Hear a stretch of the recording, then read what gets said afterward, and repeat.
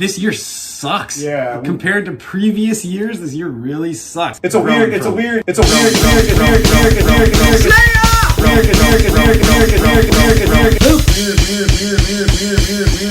weird, like, silver lining. Like, this was definitely like the worst year ever. Like the worst year probably of my whole life.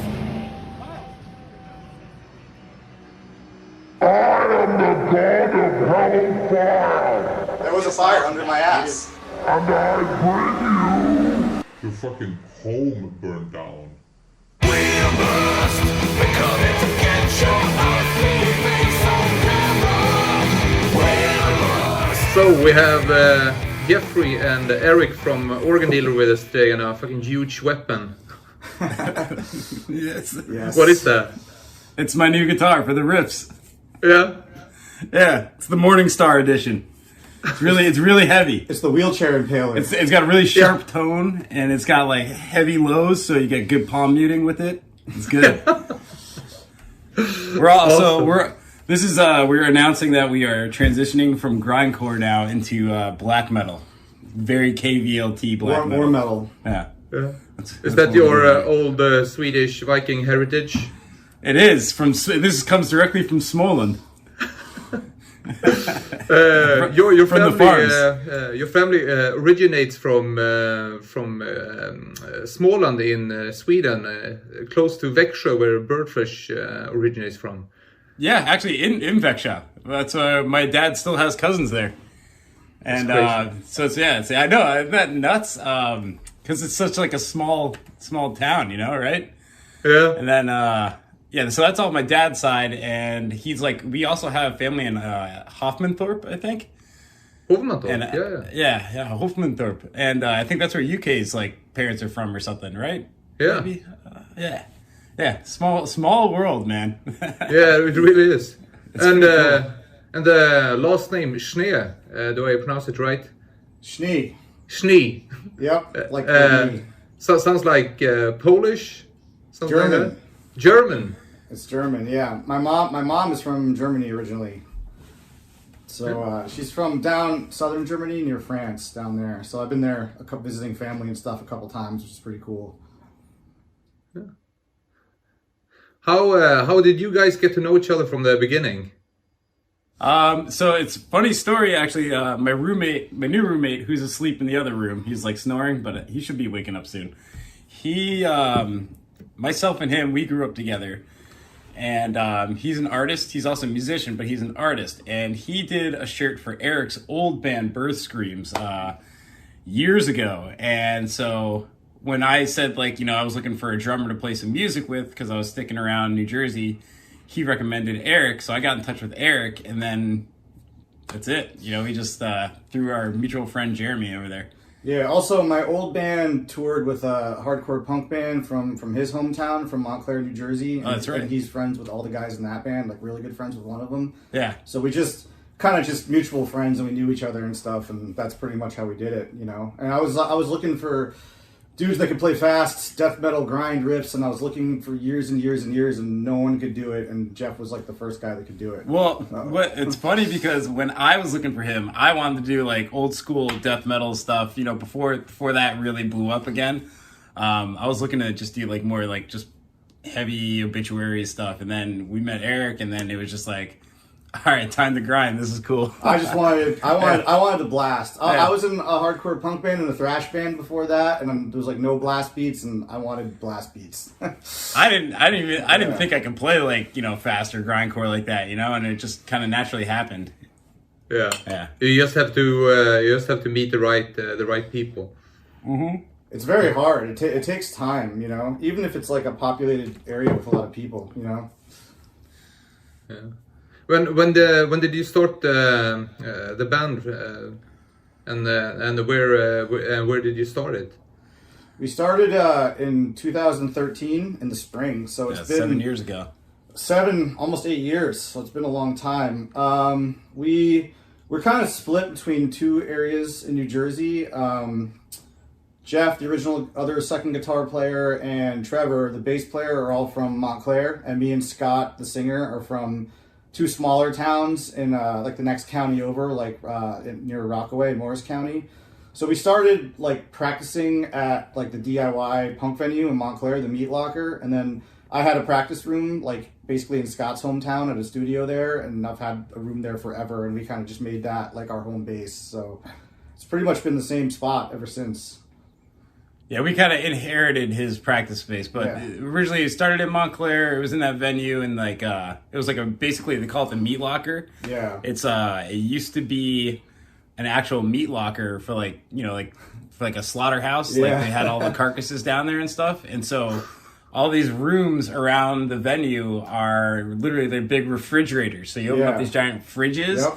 And they turned those into practice spaces. So we like our original practice space was that. It's pretty cool. The door was like that thick.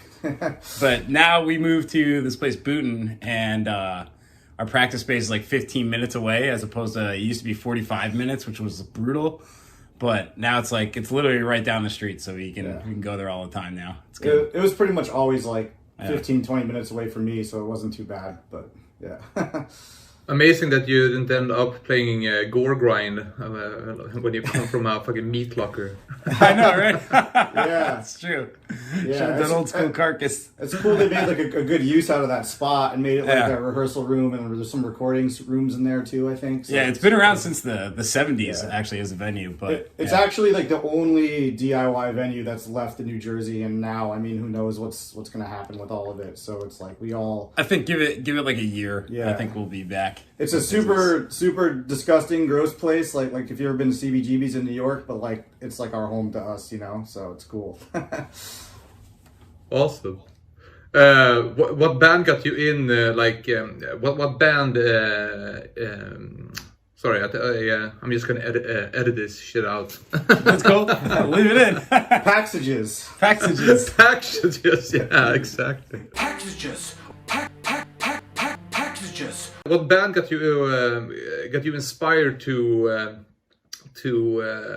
like create Organ Dealer, to form Organ Dealer? Like our big influences and stuff. I'd say, all right, so I think it's pretty obvious too if you hear this and then listen to like a lot of our music, but for me, like a big one is Lockup. Lockup was like a huge influence on me, especially for grindcore. It's one of like the first grindcore bands I really got into, just because like Nick Barker and Tompa on vocals, and Jesse Pintado, of course, and then it was like the bands that I was like always trying to like in the early days like trying to emulate and stuff would be like Birdflesh and and I'm dead serious too. Birdflesh and The Kill, like The Kill was huge.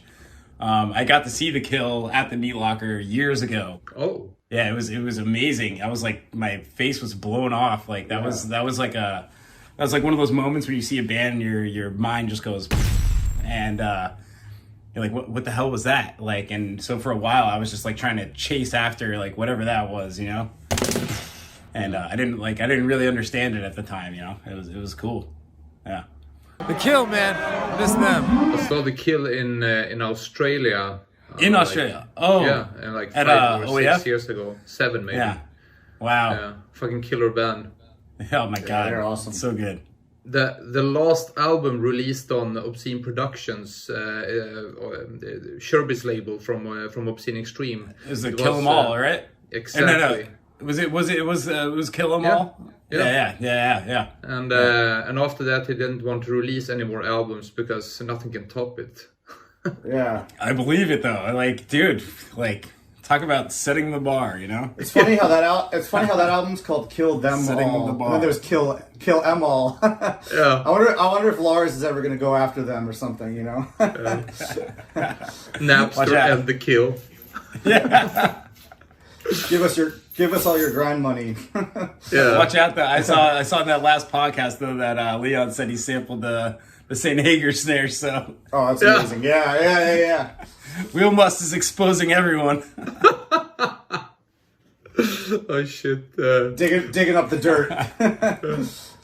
Would you say, if I'm asking you first, Jeffrey, do you come from the metal scene or the punk scene? I I grew up in the metal scene, definitely. I was always like a metalhead, especially like, you know, like when I moved back to this country. I moved to Ireland, you know, when I was like really young.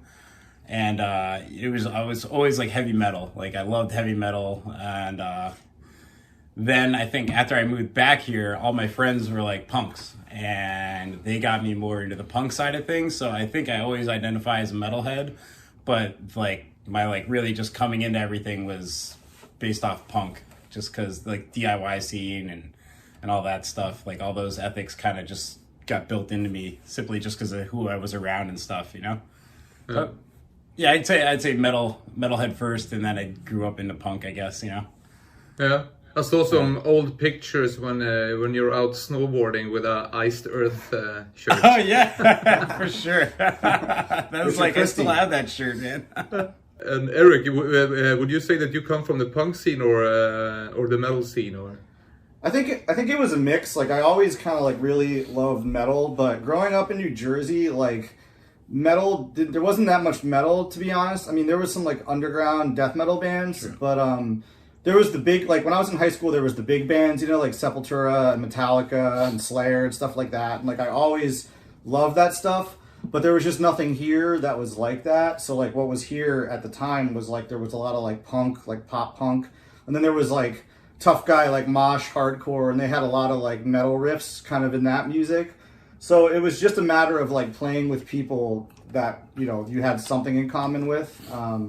So I started out with like a punk band when I was like 13, 14, and then I just like became an angry teenager and got more and more into like the heavy stuff, you know. And so that was like getting towards the metal was always the goal. So I would say kind of like Jeff, like definitely very metal, but like with like definitely with like a very strong like punk backbone to it, you know. So yeah. a little bit of both. Like I don't really like super polished metal. Like I like it with like a rough, like raw edge to it, you know. Yeah. Like the old stuff, like the old Sepultura records and old Metallica records and stuff like that, you know. Yeah. I think like all of our friends, because our friends were like the same friends that like we grew up with, like the Birth Scream Kids, and like my friends were in these bands like Remember Van Gogh and Welcome Home. They were all like these they were like not quite screamo, but and like everybody calls it scrams now. It was like metalcore, like metallic hardcore. It was like Page 99 stuff like that. Those bands, if you ever heard those, City Caterpillars and stuff. But it was kind of like yeah, it was like that's what they were all. But they all love like At the Drive-In and stuff like that, you know. I was never too much into that stuff, but it was Locust. I guess it was more of like a U.S. thing, like metallic hardcore, like Earth Crisis, Snapcase, like that type of stuff, like way back in the day. You know, like Refused, Street by Street, from Sweden. Yeah. That was like it all back. yeah. That's a great one. Love that. Yeah. Heavy. That was before the extreme metal, because like it was here, but there was very little of it. You know, there was like Human Remains and Discordance Axis and, you know, Burned by the Sun, and like all that stuff like came a little bit later. You know, like I wasn't listening to death metal when I was like 5 years old. You know. I was and I'm really still into Earth Crisis, especially with all hardcore bands. And they're vegan, right? Yeah. I just listened to Firestorm and the first Hatebreed record when I was like cooking dinner the other night. Like that stuff, that's like back to high school for me, you know. Like I love that stuff. I still, you know? I mean, like Hatebreed, they always put these on things, but Satisfaction is the Death of Desires. That's like one of my favorite albums of all time. It's that's a Victory record. That's the first album, right? Yeah. I think it's the first full length. It's technically their second release. I think. Yeah. That album, when I found that, I didn't know what hardcore was. I was still living in Ireland at the time, and that was like huge. Like I was such like a heavy sound. I didn't know what the hell I was listening to, but it was like awesome. But that was the stuff like the East Coast hardcore. You know, like back in the day, the bands would tour the hardcore bands would tour all the time. So you would see a lot of hardcore bands that had a lot of metal influence, and then like that was kind of the gateway to it. And then like I was really into like the early Dillinger stuff. They're from right here where we're from in New Jersey, so like I took lessons from their first drummer, Chris Penny. So like they were always like a huge, massive influence, you know. And like I'm not so much into like the technical like riff stuff anymore, but like just as a band, like what they did and just went out and like really did it and like worked really hard and like, you know, their ethics and like, you know, they were like the band from here that like just totally broke through, you know, which was like extreme band, which was awesome, you know. My father declined me from going to a show when I was like 12. I wanted to go to see Earth Crisis because they were also touring Sweden. I think they came like every second year. Yeah. And Dillinger Escape Plan. When we were in high school, we lived in a shitty small town where my old band, the Arson, the Arson project was formed, and Dillinger Escape Plan came there when they just have released their first album. I think they had like 30 people there, you know. Wow, like yeah. That's awesome. The drummer from Dillinger and like the guitar player who was like the main guy, Ben, and the original singer Dimitri all grew up like 10-15 minutes away from me. So like when I heard them that there was a band like that, like where I was from, it just blew my mind. It was like, oh shit, like this is possible, you know? What's the deal with the practice room? Like they, you know, their album so our practice room that we have now, it had a previous owner many years ago and it was smaller. And Dillinger like originally used that practice area, and they helped the owner like build part of it, and they like recorded some of their album Mist Machine there and stuff. So they have like a lot of history there. And the owner now, Kevin Antresian, who's like an old friend of mine from like old bands back in the day, he ended up being the second guitar player for Dillinger. Yeah. So like we're all like intertwined, you know, from back in the day and that kind of stuff, you know. So awesome. And actually, the town that me and Jeff live in now, Dimitri, the singer, lived here for years before he moved did I think John Chang. Yeah, the singer of the Sport and Saxus lived here too for a while. So yeah, it's a funny little history. Yeah. It's like even if you don't like enjoy those bands, still, I mean, I still enjoy Dillinger, but but just knowing and like having the inspiration to know that it's possible to do it. If they can do it, I forget. You can see it. You know? Yeah. They were the band. You can see what's possible. Yeah, you know, they were the band that took like kind of like the hardcore punk stuff that was tough and like morphed it into like their own crazy extreme stuff. And they brought in a lot of death metal influences and stuff earlier on, like grind influences. And so that kind of got me to checking out stuff. You know, they were on Relapse, and then like I heard about like Nasum and like all the other Relapse bands and stuff. You know, so.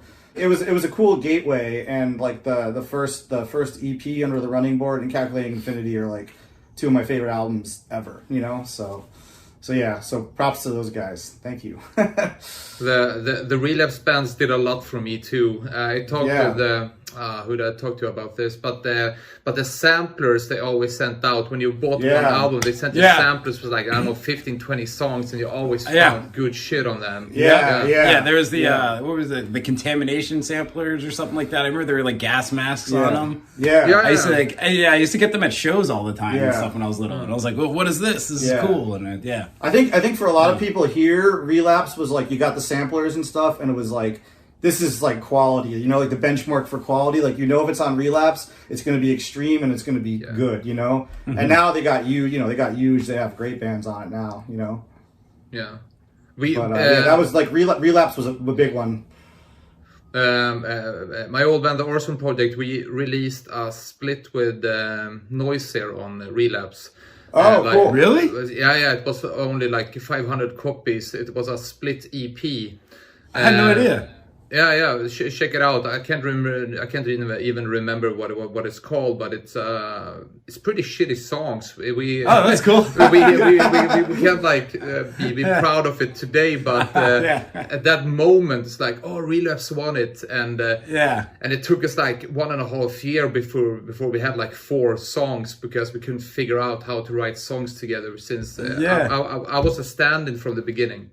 I had big shoes to fit, so to speak, when I started to write songs with them, and they just didn't turn out good. So you were like, Hey, what about Disgust? Oh, sorry. Disgust turned out much better. That album was great. Yeah. Were you were like a fill-in guitar player at first, or were you an original member of Arson Project? No, I was a fill-in, stand-in. It started out with like Nicholas calling me, and I know him from high school, and we have hanged out at the same parties, and we went to the same school, and you know, we knew each other, but we didn't hang out that much. But after high school, it was like 4 weeks after, something like that. He just called me and says, "Hey, our guitar player Daniel, and we went in the same class like every day." And cool. And he couldn't go, and Nicholas just asked me, "Can you teach yourself these 12 songs and come with us on tour?" And it was a 6-week-long tour, and I just quit high school, so I had nothing to lose. You know, it was a perfect moment to do it. Wow. Were your parents mad that you quit high school? No. Like high school was off. I was like 19. You know, I had no plans. Gotcha. And, That's cool. you know. Yeah. Well, I was gonna say something, but that's kind of like how Tom joined Organ Dealer, actually, because he's like, Tom's a guitar wizard, and he's a robot. He's basically like a Terminator machine. He's kind of like and he basically learned our songs because we were supposed to play this little festival in South Jersey, and our original guitar player we had a lot of like issues with, and eventually had to part ways with. That's how Tom came in, but he couldn't do this festival, and we already said we were going to do it. And it was really important for our singer to do the fest. So Tom just like, he was always a good friend of ours, and he just learned the songs like overnight because he just downloaded it like into the Matrix, and pretty much. He knew the songs already, and then eventually like we knew that kid was gonna eventually, like, you know, we were gonna part ways with him, and then Tom just was like, yeah, time to grind, let's go. And like, yeah, that was it. Tom is really amazing. I really dig his stuff that he puts up online when it's like, look at me. All the solos? I think it's awesome. I really enjoy it. I fucking sucked at like playing grindcore when I was 19.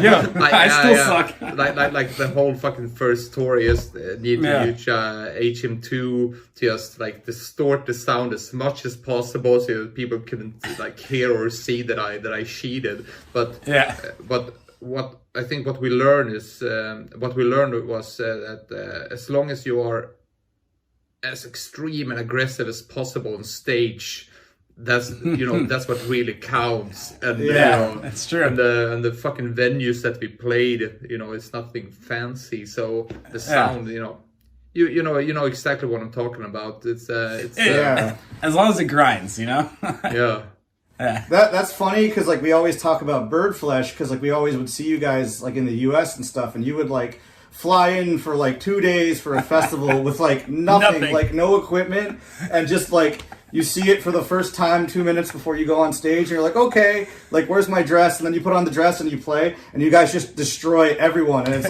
like so solid. And we're always just like, how do they play like that? Like with stuff they've never even seen before. That's crazy, They're so good, That's awesome. For every 5th gig, we have like one rehearsal, Yeah, that's incredible. That's I don't know how you guys do that. We have to rehearse for 3 weeks for one gig. Dude, I remember, so like the first time we ever like lent you guys instruments was at MDF, and it's like to us, like it was our first time playing MDF, and we were just that like, was cool. Yeah. Oh my god, we're at MDF. And then I remember I showed you the guitars, so I brought a few, and then UK is just hanging out, and I think Trevor said to UK, I was like, hey, do you want to look at the bass before you go on? He's like, oh, does it have strings? And he's like, yeah. He's like, oh, it's fine. That's it. When we played the gig in Brooklyn at Brooklyn Bazaar a few years ago, I think I borrowed Alex from Malignancy's drums, but I had my cymbals and pedal and stuff. And like 5 minutes before you guys go on, Ade's like, do you have drums? And I'm like, yeah, they're these ones like over here, they're not mine. I don't know if they're okay. He's just like, yeah, okay, cool, whatever. Like didn't even think about it. And I was just like, whoa. That's punk. Yeah, that's punk. That's some Swedish stuff. I don't know. The only time it screwed me up, it was at California Death Fest.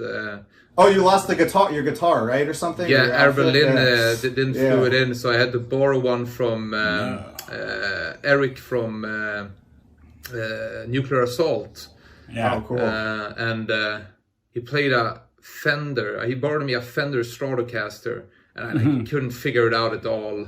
And Oh, no kidding. and my dress didn't, my clothes didn't arrive arrive. either. So I just didn't know what to do to like look funny or like extreme or so I just like took my shirt off and just went out with a Stratocaster like a fucking Van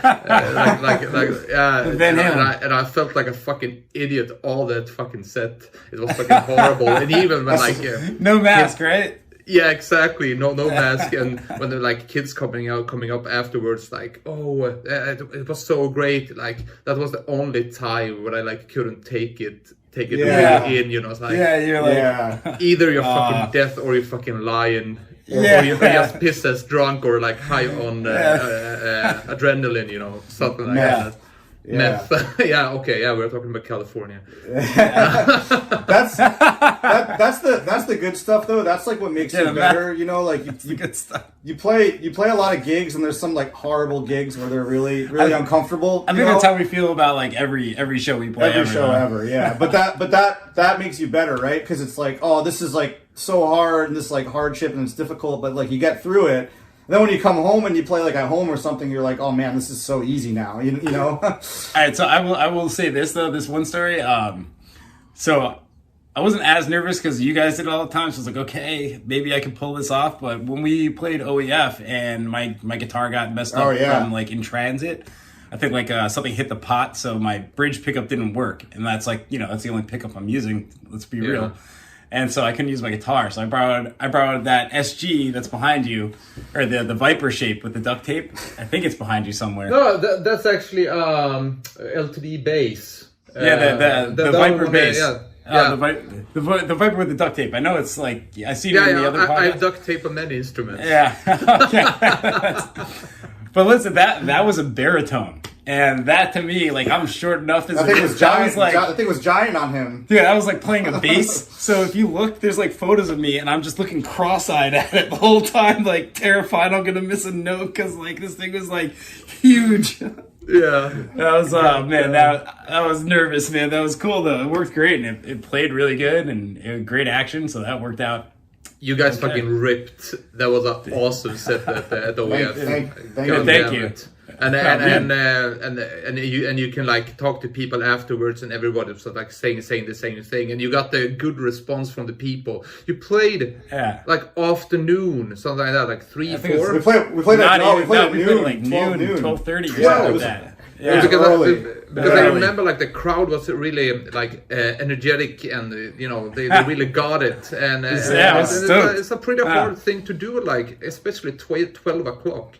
It's a totally thing from like 6. Everybody's still waking up later. I was still waking up. I think when we played Maryland Death Fest, that one was like really nerve-wracking. Wait. Yep. Okay. Actually, can you pull my We just had some technical difficulties, but we're back. So you said something about MDF. Oh, I was saying like MDF compared to OEF, like I think we felt more comfortable at OEF because MDF was the first like big festival show we played, and like I don't know about everyone else, but I was definitely shitting bricks. There was like a ton of people there, and it was just like that was just amazing. You look out, and it's just you look through the symbols, and it's just a sea of people, and you're just like, don't fuck up, and then you just go. But then OEF is a whole different atmosphere too, and you're like really chilled out there, and it's just amazing, OEF is like grindcore Disneyland. So it's basically like you spend years and years and years watching the videos from this place, and it's always like all these videos are the coolest things you'll ever see. Like the performances are like insane, and like you just like you grew up watching that, and all you see is just the stage and the sea of people and like inflatable animals and balloons and costumes. Everybody's dressing up, running around on stage, moshing around and stuff, and that's like really your only window, like aside from the Chirby documentary, obviously, but that never existed. So you just grew up watching these things for years, and then when you finally go there, and like the atmosphere, like it hits you, like it just hits you when you get there. So you're just like walking through the tents when you first get there. You don't know where anything is yet. You walk through the tents and you go up that cobblestone path, and it's like the yellow brick road. And then you see the stage, and the stage is just like, it's like the Disney castle, except it's grindcore and blast beats and crusties everywhere. It's paradise, man. That's the greatest place on earth. It's amazing to be there after you see it on YouTube for years and stuff, and all these sick bands, like Jeff said, It's like you just walk up and they're just blast beats, and you're just like, oh my God, I'm here. Yeah. This is amazing. Yeah. I mean, you've been there so many times, it's just a special place. It's a special atmosphere. There's nothing else like it, It's like everyone is just, it's like the UN of grindcore. You can smell it in the air. There, yeah, literally. Okay, video now. I can't see. Yeah, I can get the goosebumps just thinking of it right now when I know. Listen to you. Yeah. Dude, that was the coolest thing ever. And then just like running into everybody, meeting everybody is like so cool. It's like it's very special. It's like not that I've been to so many like huge European festivals or anything like that, but I don't think there's anything like that. It's just unreal. And then like I remember just like sitting on that little back porch area, and you're hanging out talking with people, and then all of a sudden more people just show up that you didn't know were going to be there, and like you haven't seen them in years, and it's like, oh my God. It's cool. Yeah, it's a good place. Even people from America or like Canada, right? Yeah, the first year I was there, I was sitting on the back. I was catching up with Malignant Tumor because I hadn't seen them in a few years, and we were hanging out. And then Sebastian from Noisem just walks on the back porch. I'm like, "Yo, what are you doing here?" And I didn't know he was in Exhumed at the time, And it was just like, holy crap, it was awesome, It's cool. He does a fucking killer job in Exhumed. Yeah, he does. He's a great guitar player. That family is just like really, they're just musicians. Yeah, we toured with them in 2019, and it was awesome touring with those guys. They're super cool guys. Noisem. Yeah. Fucking they rule. killer band. Incredible. Fucking killer. They're just so tight with each other. The drummer and the guitar player, they're brothers. They're like Pantera. Yeah, I think you can see it in the facial features. Yeah. So that whole family, like the guy that would go on tour with them, Wes, is like their cousin, and he's also a musician. I think between the three of them, they know like a whole cover band's worth of sets, so they can just play music like whenever, however. They're just like, that's them. Yeah, they're awesome. They love that. Like they're just musicians, It's cool. Grown up in Sweden, we had like huge festivals like every year, but it was like a multi music festival. They could have like Deftones combined with Robin, the Swedish artist, and like Slipknot, and like huge metal acts, but still like pop.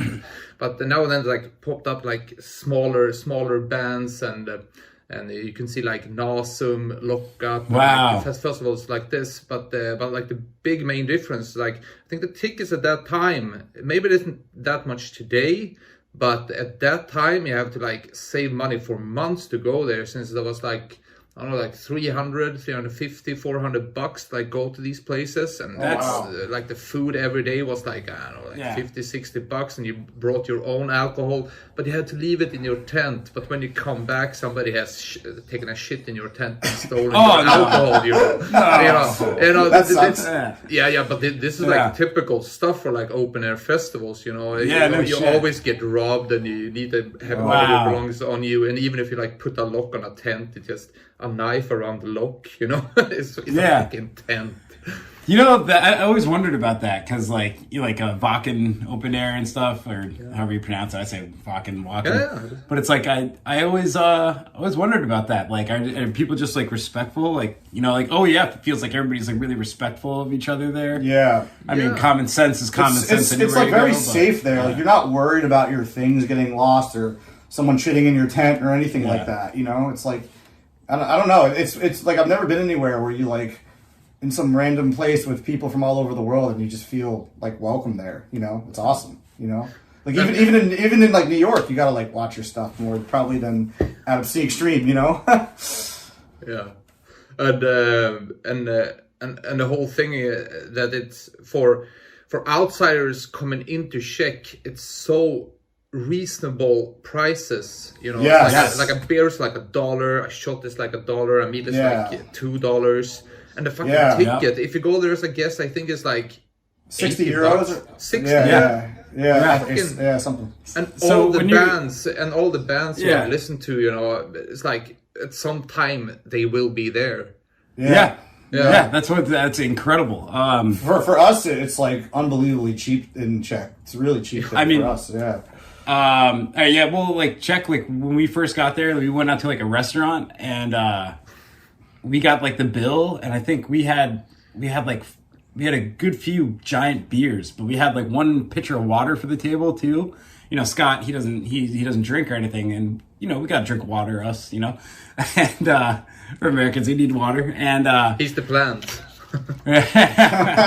Water. But the water was more expensive than the beers, and I couldn't believe that. I was like, "Is that real? Is that really? This is amazing." Yeah. And then back to the ticket price. That's like so you look at a fest like OEF, and it's amazing that they can have that and be so cheap, and it's like all DIY. But then like for us with the open air festivals, like, you know, MDF is like, it's pretty expensive, so I haven't been able to go in like the last couple of years, but it's like kind of like the same thing, you know.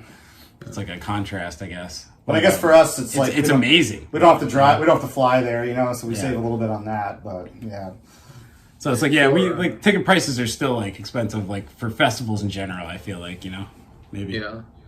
For people listening, Obscene Extreme has postponed to next year, but they have actually got a new ban in Czech from like, I don't know, 4 days ago, and they are not allowed to have any like culture events and sports and so on. So Obscene Extreme is actually on its knees, more or less. So if people listening to this, just go to the web shop, you know, fucking buy a album, buy a t-shirt, it's fucking cool merch. You want it, and it's for a good cause right now. It's not run by like a huge company or something like that. It's run by one family and one guy, Sherby Miloslav. We watched the live broadcast that took place in place of Obscene Extreme this year, and they had like the small show, and that was amazing just to see that, and like it gave me chills, like just watching a live show and, you know, just seeing that atmosphere again. I miss that place, but just to back that up, Cherby and his family they're amazing, and we really appreciate them, because we had some bullshit happen to us in June, and Cherby, you know, he shared our GoFundMe that somebody had posted for us and shared it on the festival website. So just to resonate that further, like good people, and you know, they deserve all the best. So definitely donate, and I'm gonna buy some merch myself, because I would love to repay the favor somehow, you know. So about the tragedy, tell the viewers and tell me about it. You know, what are you going? Yeah, what do you crazy? What do you want to know? So I'll give them the story. We were living. Wait, hold on. Let me tell this from my perspective real quick. Okay. Wait. I just gotta put on burning down the house. Okay. I was gonna re-edit the footage, because I we were sitting there watching, and I'm like filming. Like, what else are you gonna do at this point? Because we couldn't go back in. So you just start taking pictures and videos, and so I have a bunch of footage from it, and I wanted to re-edit with Fight Fire with Fireman. Oh, we'll send you a clip. We'll send you a clip of that, and you can put Fight Fire with Fireman too. So I had just gone biking. I got really deep into mountain bikes. Well, first of all, we were living together. Yeah, for we a year. lived together. Yeah. And wait, and just to start, so people can like so people understand what happened. Your fucking home burned down. Yeah. I'll tell from the start. We were living together in a house that was converted to like apartments. So there was 2 apartments below us. There was like a family apartment right below us, and there was a 1-bedroom, we call it like a studio apartment below them. We were living together for a year, and we were just like doing our thing. Like, he went mountain biking, I went to work that day, came back from work, just like totally normal day. and you met our neighbor downstairs, right? And he said he was... I was, I was exhausted. Basically, what I was getting at is like, so I came home one day, and it's like, we're in the quarantine. Nobody really sees each other or anything yet because we were on lockdown here, and we're coming out of it. But I've just done like close to 12 miles, like mountain biking now, so like up and down, like riding trails, and then.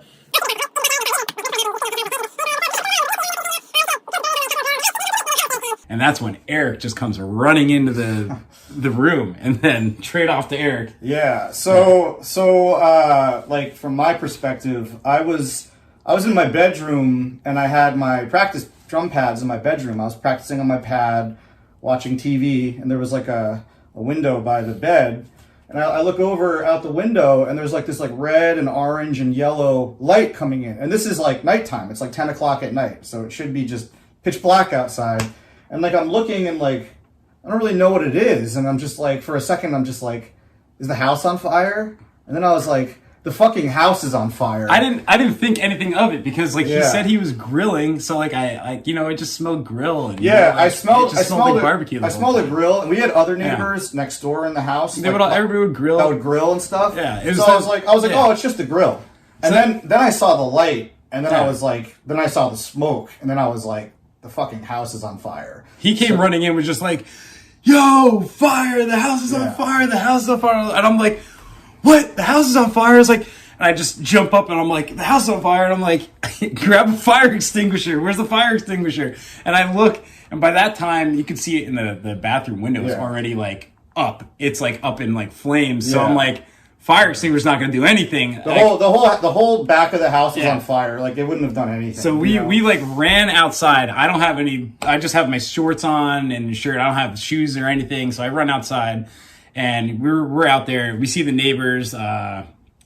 Raquel, her son is down there. Their dad was at work, and her other son's there. The downstairs neighbors. And I didn't, they're right below us. And then I didn't see our lower neighbor, Miles, yet. But then I'm thinking to myself, okay, I think everybody's out.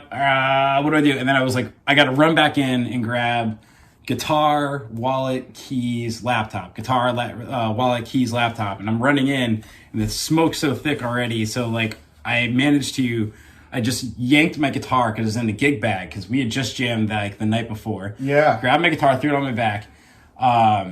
Grabbed my laptop because my phone was still updating. I couldn't even call 911, but everybody was calling 911 at this point. And then I didn't have time to get my keys or my wallet because it was just like you couldn't breathe at all. So I just ran back outside, grabbed my shoes. He didn't have any shoes the whole time. I ran out. I was just chilling, so I was in my shorts. I didn't have shoes on, and I just saw the fire, yelled for him like to get out of the house.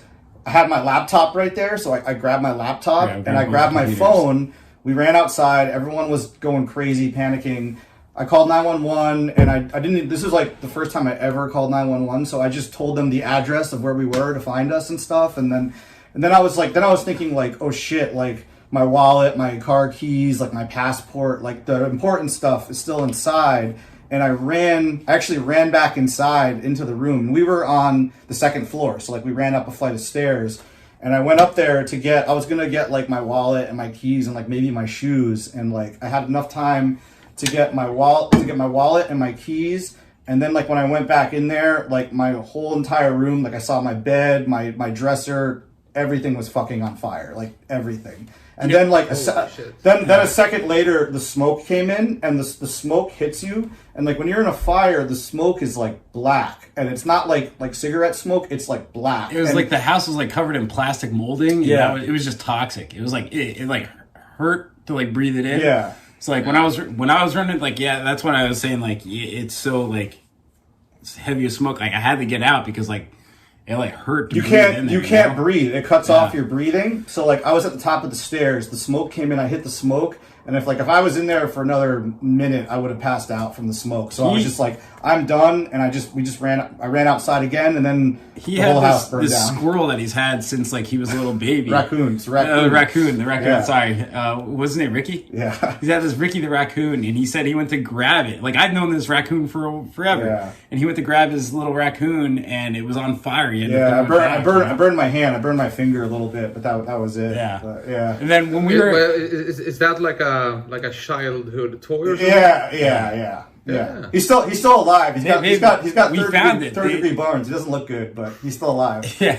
Dillinger. We saved him. Dillinger, yeah, exactly. Yeah. Yeah, we when we came out though, like our neighbor, the one where it happened, it was an accident. You know, we know it was an accident. Total accident. Yeah. It's a really big bummer because the kid Miles was like he's one of the nicest people I've ever met. Total sweetheart. This guy wouldn't hurt a fly, you know. And I remember just like when we were waiting out there, all the people were like running, like all the neighbors just showed up, and like people were like opening the doors, like everybody get out, and we were like, yo, I think we're all out. Yeah. And I just remember somebody coming up with Miles from like, so the way our house was, here's the street, here's the first floor where the big family lived. We're up here. Then you go down the steps, like, because we're on a hill. And you go down the steps, and like Miles had a studio apartment in the basement there. And they were grilling on the back porch, and that's how it happened. I guess they stepped away from the grill and maybe left it closed, and the flames for whatever happened, they were on the back porch, and it just lit the whole place up real fast. But I just remember, I was like, because you're just so shocked, like, at what's going on. I remember seeing this guy appear with Miles coming from the down steps, and I like stopped to see if like that's what I'm seeing, and the guy's just like, yo, give me a hand. I was like, oh shit, that is Miles. And this is what's happening. So I like ran down. We brought Miles like up the stairs, and I just remember like he was in bad shape. He was shocked, but like I didn't realize how bad he was because like I was just thinking like, to me, I'm thinking like we're out, everybody's alive and talking, so that means everybody's okay. You know, that's what I'm thinking. Like, all right, everybody's okay at this point. So all we can do is just watch the house burn and wait to see what happens. He was like, I remember he was like bright red, like a lobster. The medics were like talking to him, and he was in shock. Like I was talking to him, and he was just responding. He wasn't really like really conversing. It was just like, yo, Miles, are you all right? He's just kind of there like, yeah. And then I was like, yo, did you get your hedgehog out? And he's like, no. And I was like, dude, shit. And it wasn't until looking back on it later and thinking about it, dude, his like skin was I saw the he had like burns. He was in the hospital for a few months. He was in a coma for a month. Yeah, they put him. No, he was in a coma for 2 months, I think, actually. Yeah. Holy shit. He had but it's fine now. He's fine now. He's home. He's back home now. I've been meaning to reach out to him. I just went to the post office the other day. They have a package for him. Miles, I got a package for you. So I gotta reach out to him and just see how he's doing. And, it was a really scary thing because it was like we saw what happened to him, and like our heart just goes out to him and everything that happened to him. Because there was a couple GoFundMes that people posted for him for his medical bills. So the thing is too, like Miles worked this whole time. He was considered like an essential worker. He worked at the liquor store that's down there, and he didn't. A lot of us, like, we were on, we got laid off and this and that, but Miles, he was just working. Like, he didn't get any hazard pay or anything like that. And I don't know if he had health insurance or not. I don't think he did. And then he might have. But yeah, it was like, he was, like, people, like, really, like, showed up for him, too. Yeah. In the same way they showed up for us. And, it was just like, we were like, essentially, we were like, it just kind of messed with us because, like, we were fine. We were healthy wise, we were fine. We were lost like, stuff and it sucks, but he was like, he actually got hurt, and like, healthcare here in this country, like, it's expensive. Yeah. It's expensive. Like, so he's. We are like the opposite. Yeah, you know that like all medical business in Sweden, we have like a maximum, and I think it's like I don't know, $200, something like that. Yeah. Wow. We were very lucky though. Like I'll definitely say, like if we were in that apartment probably 5 minutes longer, we would probably be in very, very bad shape. So we got like insanely lucky that we got out when we did.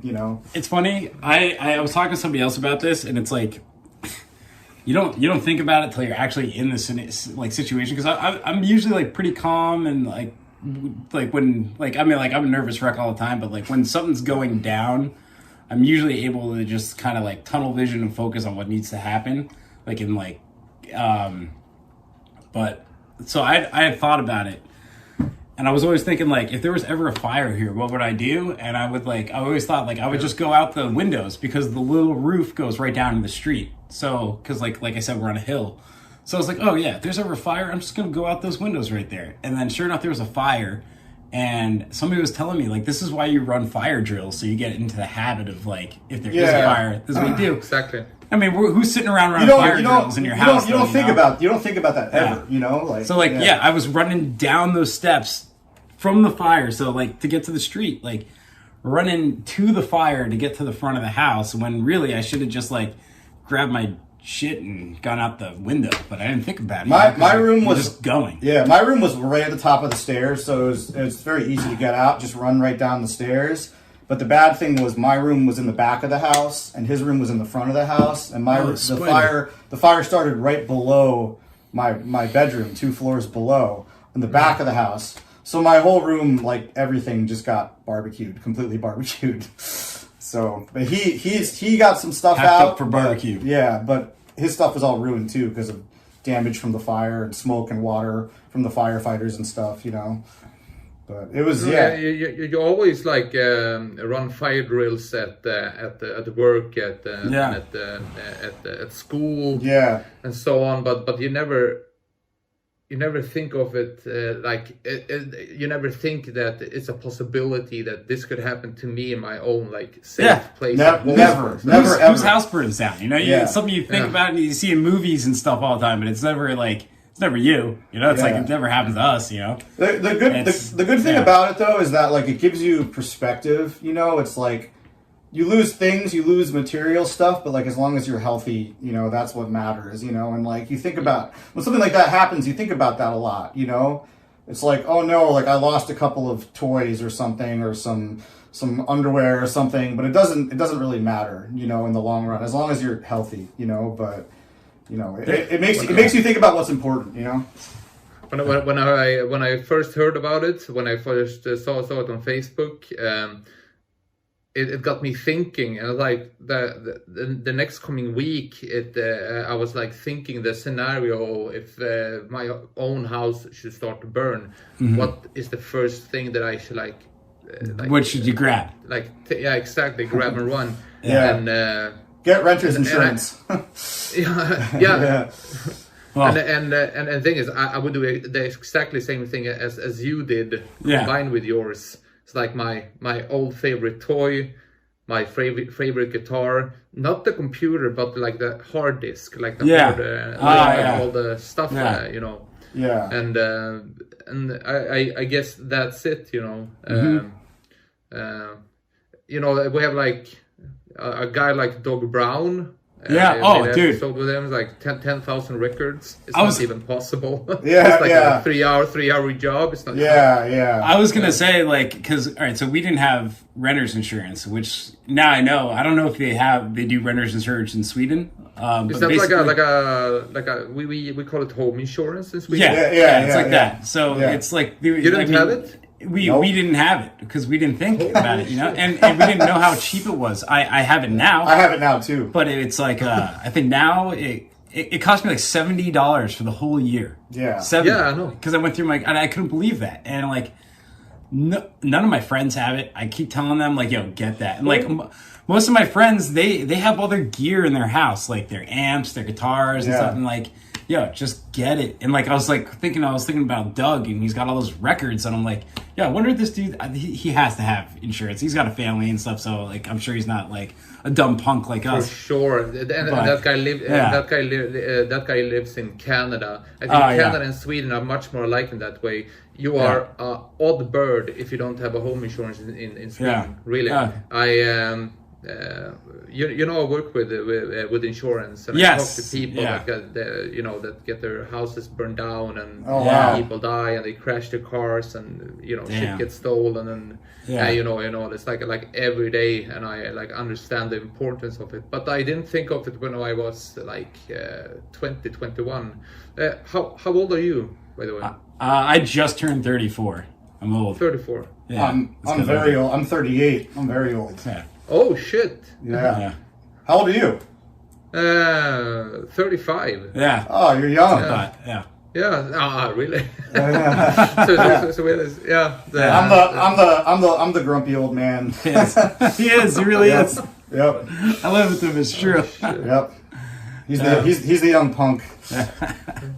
How was the support like afterwards? Where did it all came from? It was incredible. It was like it was overwhelming, to be honest, and it came from mainly. All right, so I wasn't even going to say anything. I didn't know what to do, and then I was talking to our really good friend Bob, who's like who I've been biking with all summer. I met Bob through Eric, and we just became good friends, and so we were biking together all summer long, man. And he's got a truck. And so it started because we were cleaning out the house the next day. We didn't even know we weren't allowed back in there, really. And I just hit up Bob. I was like, yo, hey, are you available tomorrow or the next day? And is your truck free? And he was like, yeah, what's going on, Daddy-o? And I was like, yo, so here's what happened. And he was with our good friend Anna at the time. And Anna, she used to run the door at the meat locker. The punk venue that we talked about. Venue. Yeah. And she's always like, she's just good at helping people. It's just what she's always like. She got me a job like a couple years ago, and she was freaking out, and it made me freak out because like I didn't know if I should be freaking out. I was just kind of taking it as it comes. And then she started that GoFundMe for us, and I don't think either of us expected it. It like I was like kind of staying away from social media at the time too, because it's just like overwhelming for me in general. And she like, dude, when she did that, it like, I was like, all right, I should make a post and let people know this happened.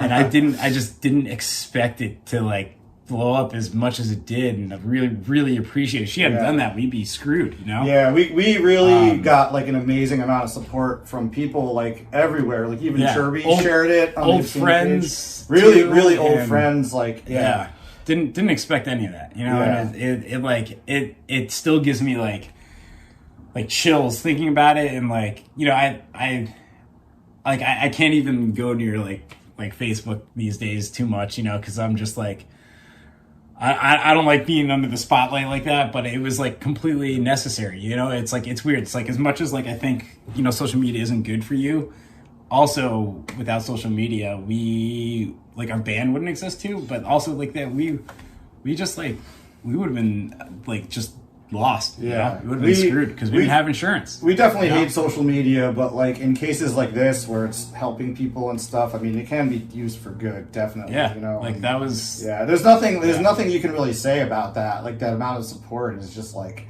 That was very, amazing. very overwhelming. Yeah. You know, so, but amazing. Yeah, to anybody that will watch this that, you know, helped us out, you know, thank you eternally, because like, you know, thank you to everybody, because that was unreal. You know, we would have been screwed. Yeah, you know, we were. Really it. It Get took renter's insurance. Everybody out there in the world, get insurance. Yeah, you need it. Yeah. It definitely was like a really hard couple months, but we were both able to like get back on our feet with pretty much everything. You know, which is amazing. You know, so.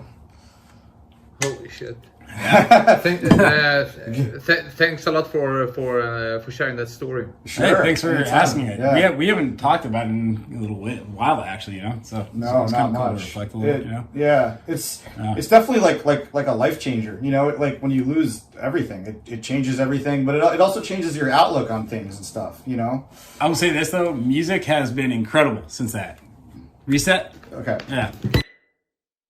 Dude, after that though, you appreciate everything so much more, and especially for us, music, because they shut down our practice space like during the lockdown, and this guy was in there like 10 hours a day. I wouldn't even see this guy half the time because he was just this guy. You know how drummers are. I practice a lot, and he was just like down there all the time. Then like when they took that away, he was like going nuts. I was going nuts, and then we got our practice space back, and then we were just like. Yes. We can keep writing because we've been trying to write forever, and like just stuff kept getting in the way and interrupting the writing process for us. And then finally we can get like, all right, that's the most, you know, productive thing we could do during like the lockdown and quarantine while nobody's working is we can write, you know, it's incredible. And then we couldn't write because of the lockdown. But then we started writing again right before the fire happened. And then having that there, it was just like after the fire and everything, just going down there and playing together was like, cathartic. Yeah, it was different. You know, it was different. It hit different. You know, I think we went down it there. Felt good. I think we practiced the night before the fire, and I think we went down there like 4 or 5 days after the fire too. It was like we just what else are you gonna do? We just never stopped, and we had almost all of our gear. Like I lost a little bit of gear, but we had all our major stuff at our studio, and the studio, like Jeff said, it was open, and we just went there and just got to it. But it was like very mentally hard though. Like it was very hard to focus, like because like you know your life is a mess in shambles, you know. But I'm really glad we did that because it was like. I think it mentally kind of kept us together a little bit, you know. Yeah, it was therapeutic. Yeah, I would say. yeah, as cliche as that sounded, yeah, it really was. It was cool. It was awesome, and now we're still writing, so it's great. Yep.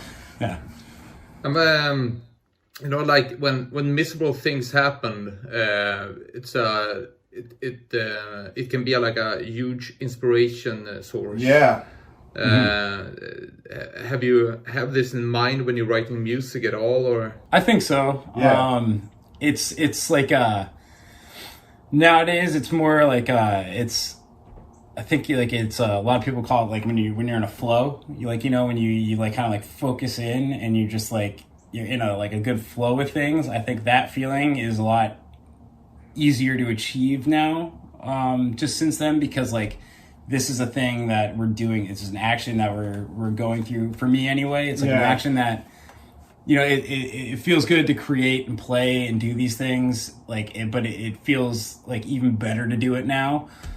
Yeah, absolutely. If that makes sense, the question, I'm like, for kind sure. of rambling, but it's it definitely lights a little bit of a fire, and it's in the back of your mind for sure, But I think we're both just glad that we can get back to doing it. That's it. It lit a fire under our ass because dude, it sucked. Literally. It sucked, man. It sucks. There was a fire under my ass. Dude. Yeah. Fucking sucked. This year sucks so much. I think this year, I mean, it's no the 1300s where there was like the bubonic plague was that the Black Plague? But it was like, this year sucks. Yeah. Compared to previous years, this year really sucks. And that just sucked even more. We were really like trapped together for a really long time, like 100 days or something, like quarantined. We had we were supposed to go on tour in May. I think it was May or June with like Meth Leopard and Power Chuck, and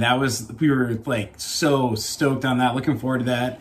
And that's how a band like us, that's how we're gonna fund recording and do all these other things, and buy merch and that's we're a DIY band. There's nobody helping us, so it's like that sucked too, and it just sucked not going out and being on tour, and that got canceled, and then we're just miserable from that.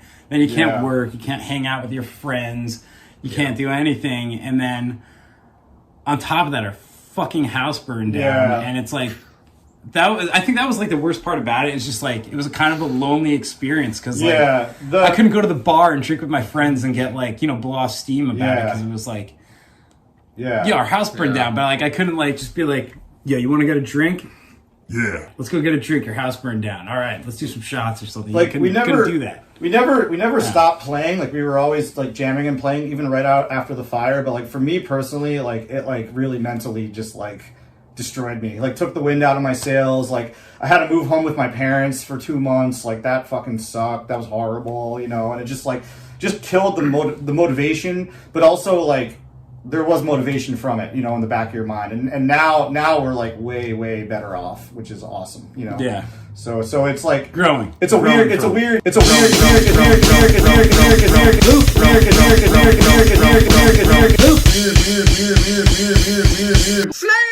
It's a weird silver lining. This was definitely the worst year ever, the worst year probably of my whole life.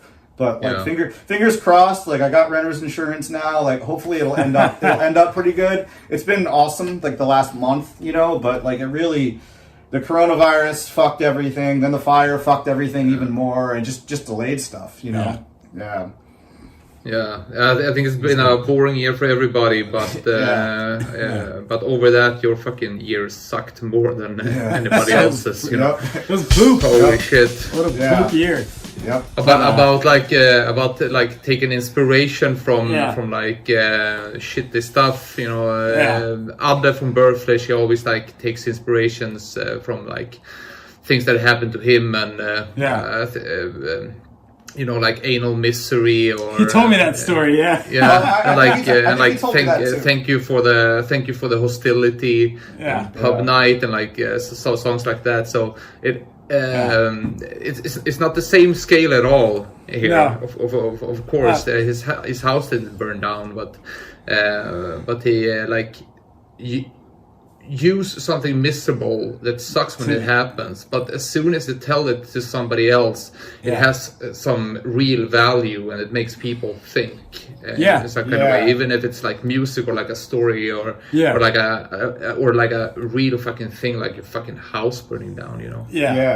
That's a really funny thing, and I think it's kind of like a weird thing for both of us, because like we're both people that like we really don't like getting extra attention online. We don't like crying about our personal stuff online, you know. So like when all that stuff was online, it was very overwhelming, you know. But I think if you can use the tragedy in like a productive way, like in music, you know, and like there's been so much other shit going on this year, like not related to us, and it's just like if you're in a grindcore band, in a way, this is like the perfect year for frustrated, fucking pissed off music, you know. Yeah. I think we're also both not the people that write really the lyrics in the band, but like musically we'll definitely try to fuel that into there, you know, and we have, you know. I just like, you know, that what I like, just going back to everything and talking about Ada and the way he writes and everything. I think that's just like, that's an important part of life, that I think it's a very important part of growing in general as a human and a person. It's like, dude, shit happens to everybody, and it's like, it's just important to be able to move past shit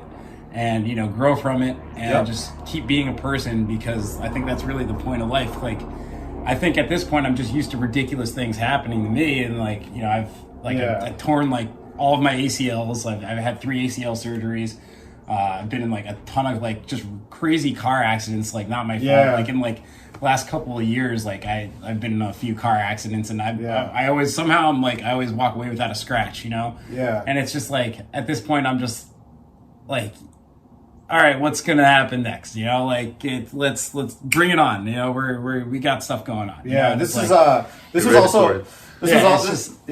just a matter of like, you know, being able to grow from it and using that as something to make you stronger, as opposed to a crutch to cry about, you know. Yeah, this was also the second time I almost died. The first time was about 5 years ago. I got hit by a drunk driver, head-on car accident, destroyed the whole front of the car. It wasn't my car. I was a passenger, but like that was like same as the fire. You get in that panic mode of like, okay, what are we gonna do? But that wasn't as bad because I didn't personally lose anything. You know, it was just really scary. I was last year, I think I was with my old roommates, or 2 years ago probably. And my old roommates, we were going to this goth nightclub to QXT's. Yeah, QXT's. We were going to QXT's in Newark, this goth nightclub, for like a friend's birthday party or something. We left really late, and it was like me, my old roommate. He's in this band Sunrot, and he was driving, and we were driving, and we had a green light. It was in Newark, New Jersey, and they had these giant intersections there. So we had a green light, and I think Rob was just going. You know, he was going through the green light. And there was an ambulance coming from the other way. He had his lights on, but he didn't have his sirens on. So I think Rob just didn't see it. I saw it because I was sitting in the passenger or the driver's side back seat. So I was just looking out the window and I see this, and I was like, oh shit, Rob. And I guess he didn't see it in time. So we were like halfway through the intersection, giant intersection. We got T-boned by this fucking ambulance and just demolished his car, sent us flying across the intersection. Everybody's fine. I got out. They were on their way to get somebody. They didn't have anybody in the ambulance, but like that was like same feeling. Like you just get that tunnel vision. You're just like, I'm okay. You're okay. Let me go run out, check the ambulance. Like, you guys are okay. You guys are all right. And they were like, yeah, we're okay. Yada yada. I'm like, all right, cool. What happens next? You know, kind of, you know. I think. Crazy. Yeah. I think at the end of the day, like you can't sit around the rest of your life and just be like, I'm a victim, like bad stuff has happened to me. Like you got to deal with it, but you got to eventually crush it and overcome it, you know, because like Jeff said, everyone has had something bad happen to you. I'm sure you You went to California, you lost your dress. That's terrible, you know. I've been through worse things than that. Yeah, I'm sure. You know, everyone has, and you can't sit around and just be like, "Oh, I'm the fire guy. Like I'm so sad." Yeah. You gotta fireman. You gotta overcome, and music. Grinding and music is a great way to do that, you know. Back to Otto. I think Otto still probably had it worse than everybody else with anal misery. So that's pretty rough. There's nothing rough in that. I love that song. He wrote He said he told me it's because he drank too much, and you have like anal misery the next day or something. Yeah, I think it was the food. Oh yeah. I'm not really sure. I only know the chorus. Yeah. I love how that's my part. Yeah. I love how like he always introduces it and he talks about it every show, like just random people in the crowd. This song I dedicate to myself. This is about the anal misery. It's time to celebrate the festival of ass. Beers, fried food. For all who drink and eat, this one is called Anal Misery. You know the anal. All right, cool. For like a couple of gigs, he presented Coffin Fucker as a love song. Oh, yes. I love that. That's great. About a guy digging up his girlfriend and they're having sex and all this. I love that one. That's a great song. Yeah. I think I love the Bird Flesh lyrics. Like, I mean, that's one of the reasons why I love you guys so much as a band. Like, even before we met you guys, like Taste of the Sun, I think is like one of my favorites because it's just it's hysterical. It's such a brutal song, and it's about like eating yellow snow, and then and on the new one, Botox Buttocks is like that shit is hysterical. And then my favorite, it was when Otto was telling me about the Lawn Mover Man on the split that we did with you guys, and he told me that he changed. So when he was writing the lyrics, it's like from dusk to dawns, I am moving lawns. And he said he changed it to dawns because dawns rhymes better with lawns. Oh, and yeah? I was like, that's the funniest thing I've ever heard. It's like, it's genius. Grammatics never matter. Yeah, it's genius. And it makes it even funnier, Yeah. It's so good. And we can do it as a Swedish band, but you can do it. No, it's like charming, It's amazing. Yeah, love it. We know it's the wrong grammar, but it sounds much more funnier. But it's funny. It's hilarious. Yeah, exactly. It's like the charm, man. When they released when Birdflesh released Farmer's Wrath, they made a shirt. The farmer with the pitchfork tool. Yeah, the pitchfork. Yeah. And it's like a bubble, like a talking bubble from him, and it says "Let's crazy." Yeah, that's crazy. Yeah. It's just Merry Birthmas. But, It's Merry perfect. Birth. I love Family Guy. When it gets the toothbrush. Oh yeah. Merry Awesome. Birthmas. Sheep. Where did that all come from originally? I guess from Ada, the silly funny stuff for the band, like the image, I think it came from from all those guys being young. They were 13 or something like that. Yeah, like Brutal Pregnancy, the lyrics. I think I love that one. You were telling me that one's great. You were saying the guy who wrote it, like he was like at the time he spoke English like the best out of all of you, and he said like this guy who's like the best at speaking English, the Swedish guy, he wrote this ridiculous song that doesn't make any sense. It's like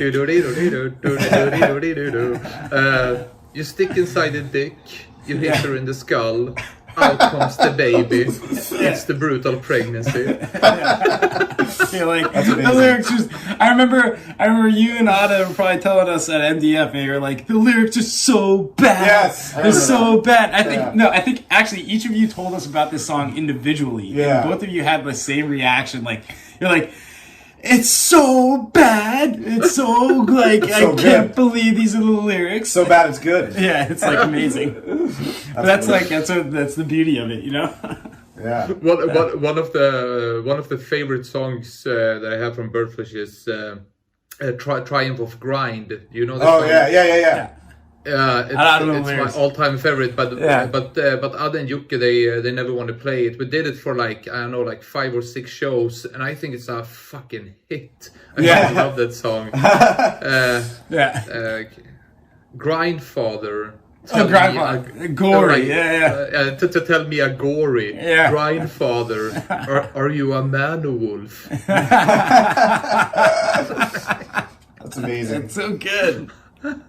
How did Yeah. how did you end up joining them, by the way? Adi just Oh, yeah. called me because he went to a show where I played with a death metal band. We had a death metal band called Icons of Horror. We just released 2 demos. And he showed up and I didn't know him, but yeah, he saw us play, and then one day he just called me and said, "Hey, do you want to go on a nightliner tour for 3 weeks? We're going out with Macabre." And I was like, Oh, that was your first tour. Was the Macabre tour? "Yeah." Wow. And it actually paid better than my usual job, so I had nothing to lose at all. Wow. And I was like, Yeah. teach me the songs. It was weird from the beginning, but then it like more shows came up, and You got comfortable. yeah, and we just continued. Yeah. I think just watching you guys on stage and like hanging out with you guys, like it's like you guys are great chemistry together. I think, and I think it's very natural watching you guys play like nowadays. So it's pretty. I think it's a good fit. Good job. And the Good dress, job, Ada. the dress looks really comfortable too. On Thank you. But that's the good thing, you know. It's really hard to be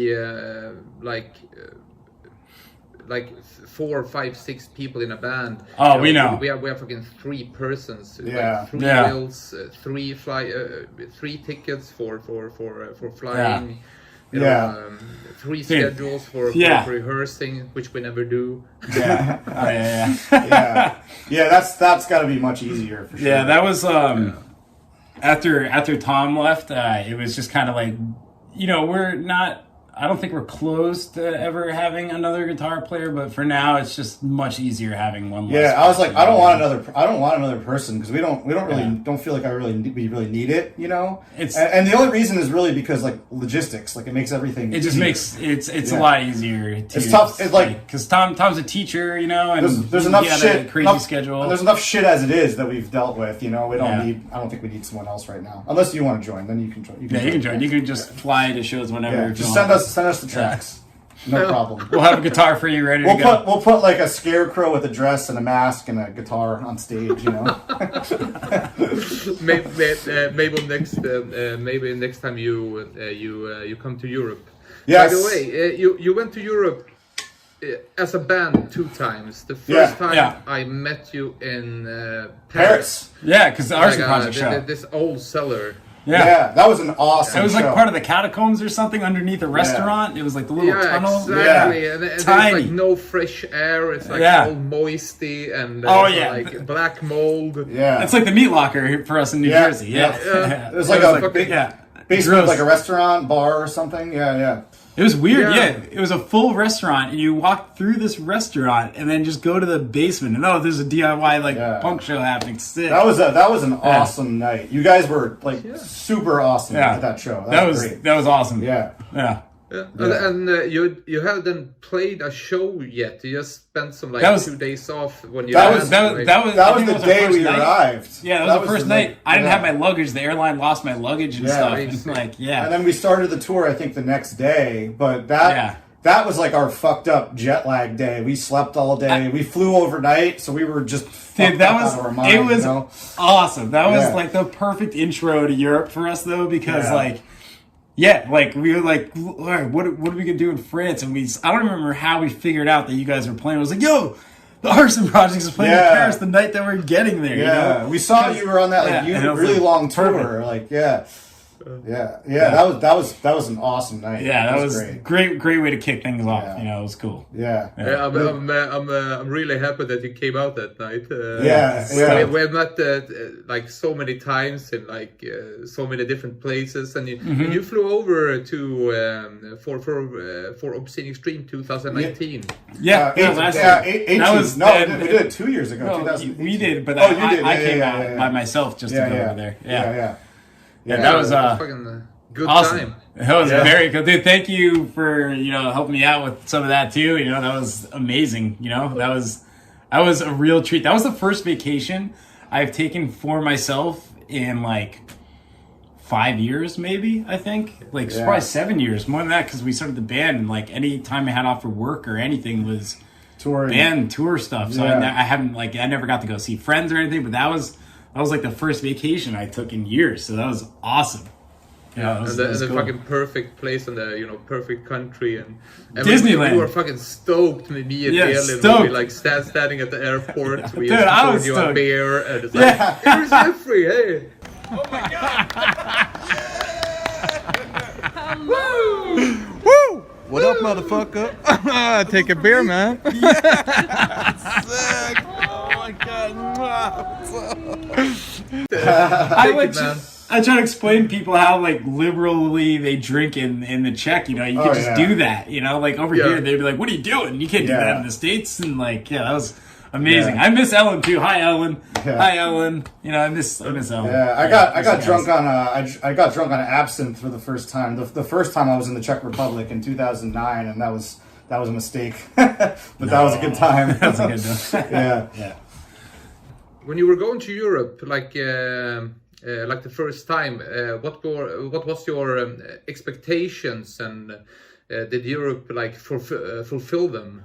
Yes. I don't know if I personally didn't have expectations per se, because I didn't know what to expect, because I was familiar with Europe because I grew up in Ireland essentially, and then we traveled around a bit. I got to go to Sweden, even though we didn't do that on this tour, and I went to France before, just with my family, because we're over there. We're like, all right, let's go check these places out.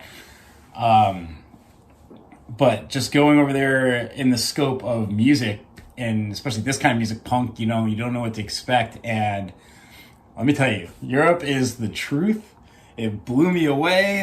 It's just the way everything is set up over there, especially for this scene, is how I wish it was everywhere, especially in the States, because the hospitality was out of control, and the squats were the truth, man. It's incredible. Some of those squats were more professional than most of the venues over here. We played especially in Germany, right? Yeah, Germany. Well, all right. So in we only played one show in Germany. That was it. Yeah, in Germany. Yeah, Apple House. I know you guys play there, and that is one of the coolest places I've ever been. And you don't even think of it as it's not what you think of a squat is, but it is. It's it's the youth kind of center, and it was the venue. They have a riser. They have a drum riser, and the guy was like, "Do you guys need the riser? Please say yes, so we don't have to break it down." And I was like, "There's a riser in here. What the heck?" And the way they had it organized, they cooked for you, and it was incredible. It was some of the best vegan food I've ever had too. The punk stew. Yeah, the punk stew. We never actually had any of the punk stew. They made vegan kebabs for us, and that was delicious.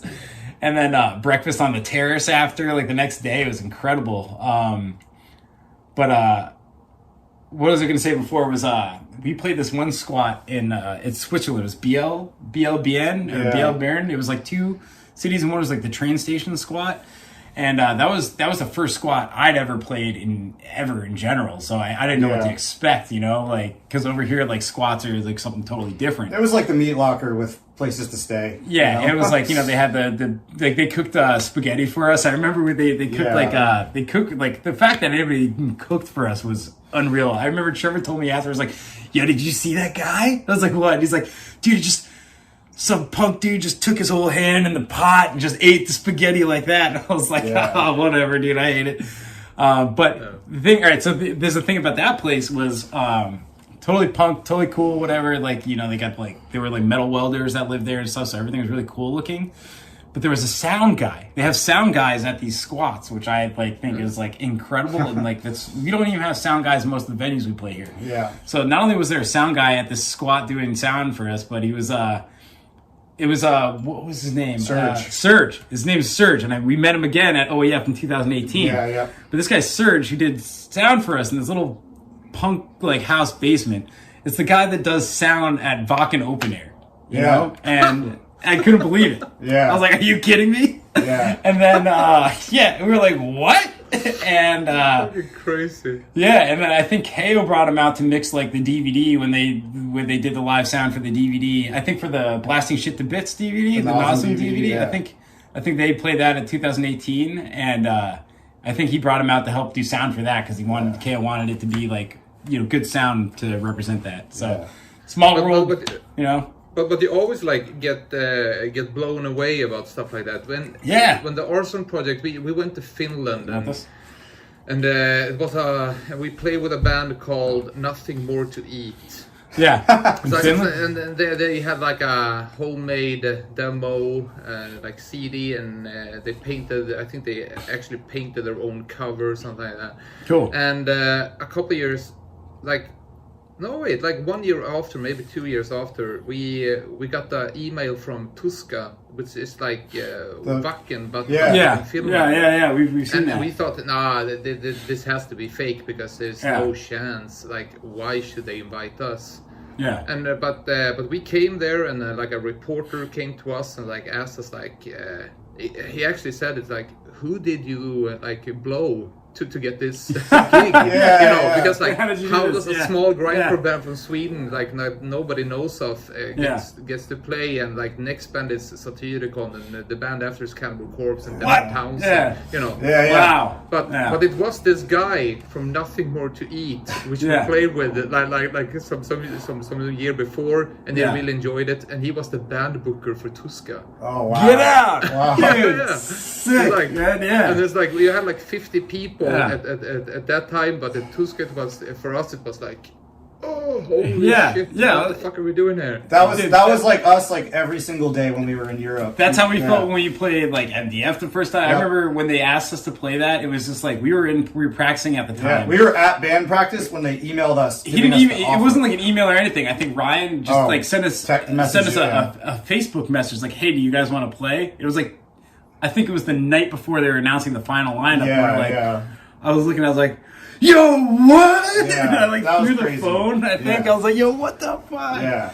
You know, and basic. And then when we got on OEF, the same thing. It was just like, dude, what the fuck? Yeah, you like everything Jeff said, like Europe for us and probably most people from the States, like in underground bands, it's like, it's just next level. Like the huge difference is like the hospitality, like he said, like everyone treats you so amazing there.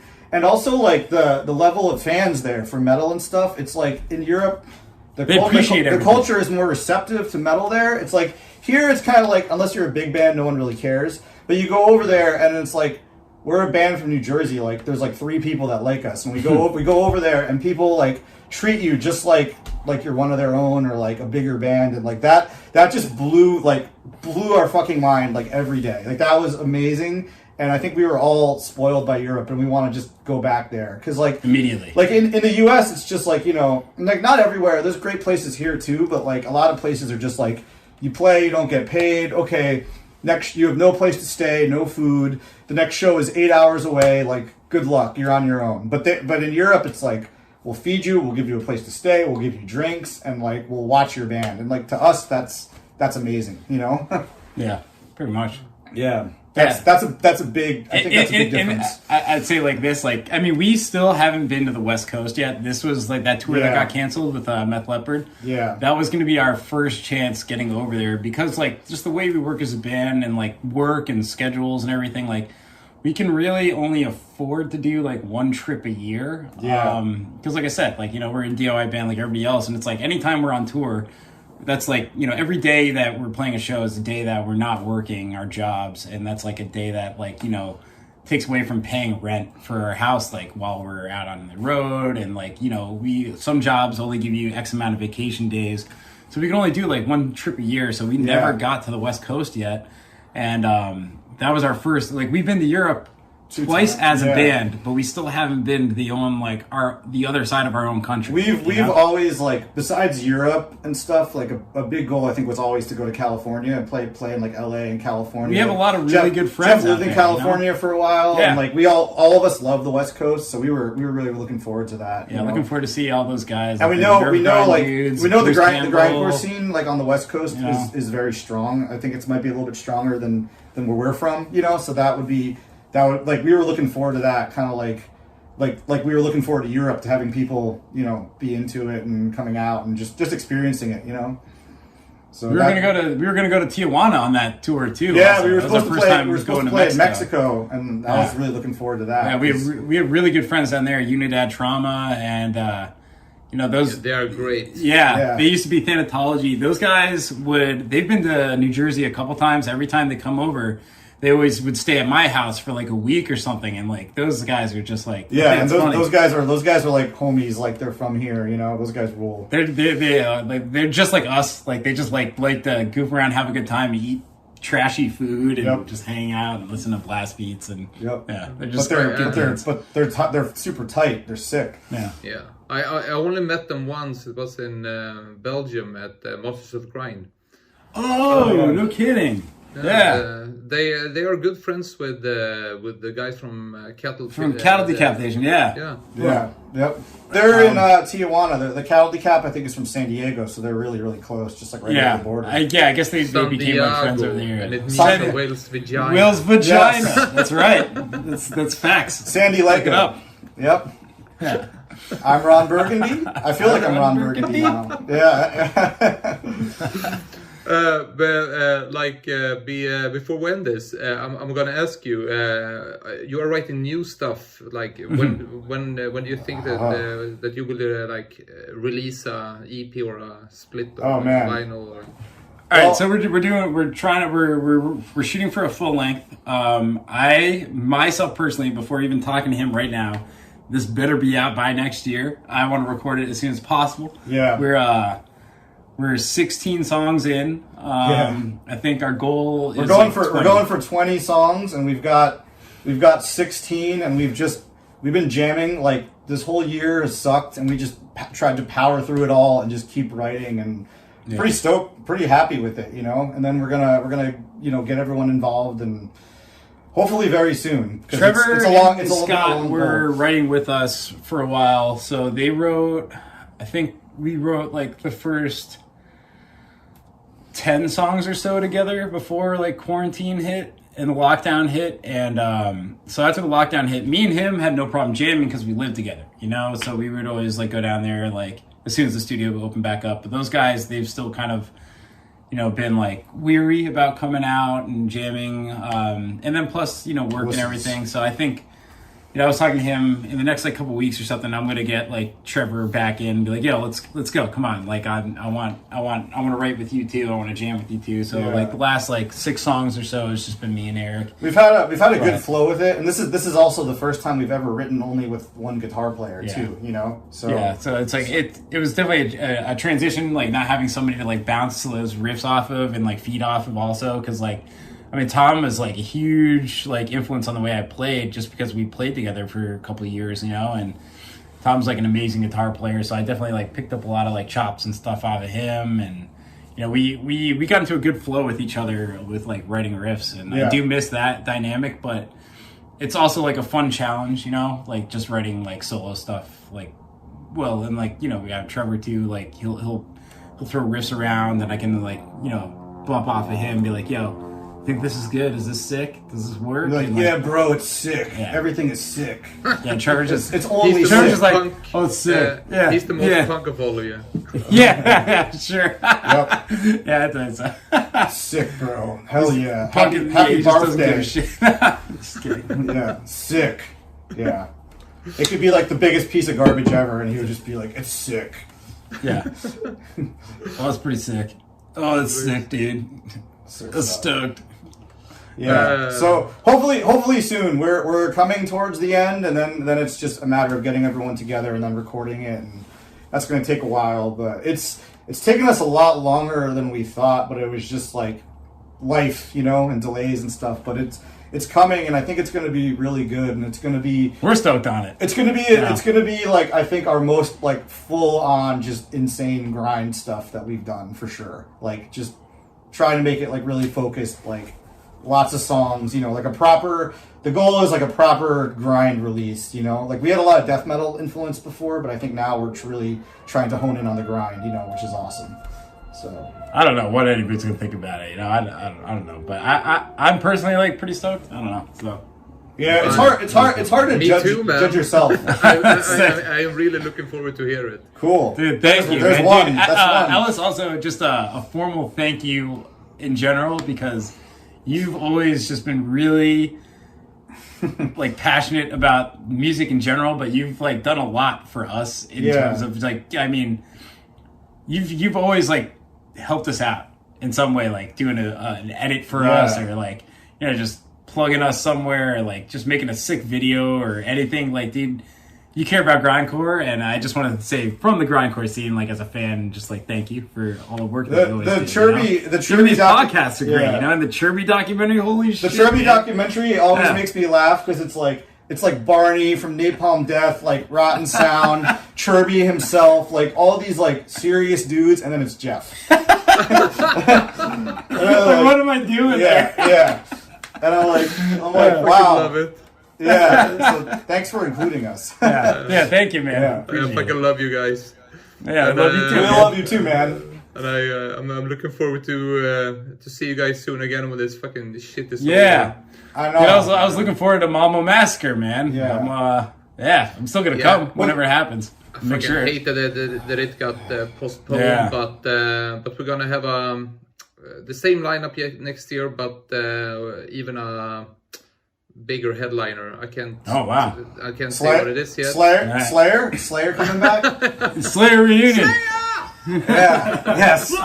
I'll you be see the that guy first walking down the street with a shirt, and you know, like, you know, I feel it, and he feels it, like you know, yeah, you know, you know, yeah. It's true though. Yeah. Hopefully, we can all hang out sometime soon. It sucks that like. We have a lot of friends that don't live here, you know, and we never see them, and hopefully we can see them. It's like you guys, you know, we always like, it was the last few years, we've just been able to hang out all the time because of music, you know, and travel. Yeah, we kept seeing you guys. You know? You guys are like playing every festival we're playing. We're like, oh, it's these Swedish guys with amazing, the dresses. You know? Yeah.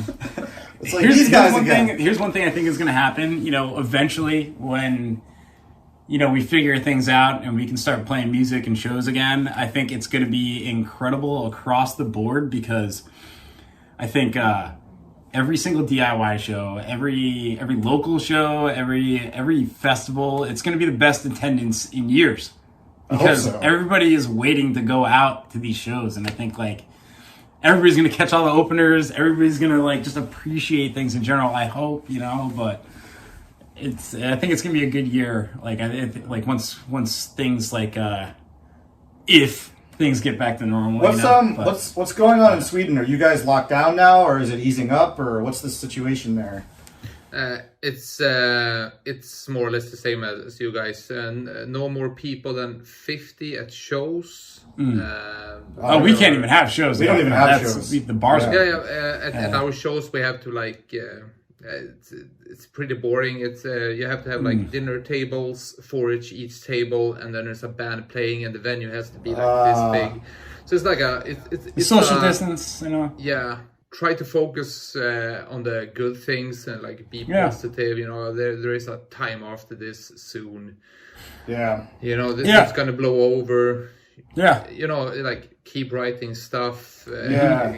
Keep in touch with friends, like people in the scene, and like try to be creative in all the way you can. And all it sucks that we can't play shows and tour because I think that's what we all like really love, probably doing the most. But you know, we're trying to make the best of it and write and practice a shitload of drums and try to get creative. And I think it was kind of a good thing for us because we kept interrupting writing because we kept like doing a tour or doing a show or doing something. So every time we did anything like that, it threw us off like the writing game. Like we just kept interrupting ourselves. So that's why it's taking us so long to That was a good thing about quarantine, was like it removed like kind of all the unnecessary bullshit, and like even though you were very limited, like you couldn't play shows or anything, you could focus on what you're doing. You could focus on writing. You could just wake up and like play on the drum pad all day, you know, and like don't have to worry about working, you know, like during that, like our jobs got canceled and stuff pretty much, you know. Yeah. So it was a good time to like strip away all of the stuff that, you know,